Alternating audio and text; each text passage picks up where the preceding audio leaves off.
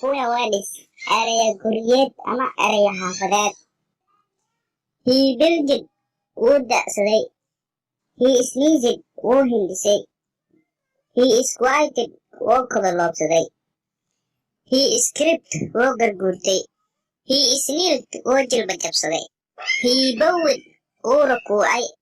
He is prostrated wuu sujuuday. He winked at the girl.